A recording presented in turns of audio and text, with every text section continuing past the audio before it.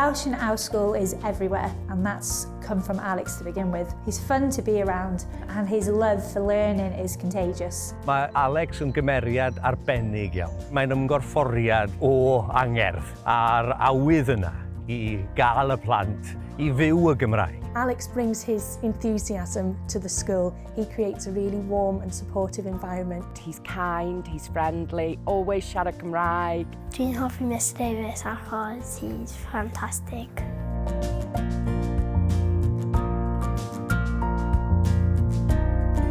It's her passion that comes across really strongly, not only in the teaching but in the corridors, and she's committed to growing the Welsh language across Wales. Mae hi'n dod o gefndir hollol di-Gymraeg, ar y ffaith bod mae hi'n dal yn dysgu'r iaith yn arbennig. Mae Mrs Jones gyda llawer o frwdfrydedd a angerdd i wneud ar iaith. Pob tro rydyn ni'n cerdded heibio ei dosbarth, rydyn ni'n gallu gweld disgyblion yn mwynhau gwersi gymaint a fi.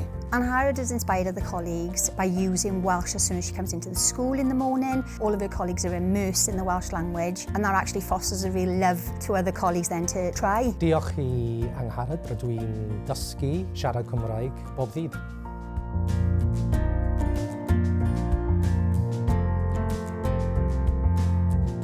My Miss Unhapus, fantastic, and my helpany. Mrs Jones is a star. She's pushing the Welsh within the school. My daughter's confidence has risen. She's introduced lots of fun games for the children to play. Now they come into class skipping and running and they're really eager to learn their Welsh. Dwi'n hoffi chwarae bob gemau. Diolch i Samantha. She's inspired me to go on and try and develop my own Welsh language. She has totally revolutionised the way that everyone thinks about Welsh language and Welsh language learning. Mae Sam yn ysbrydoledig. Pob lwc Sam, diolch i ti.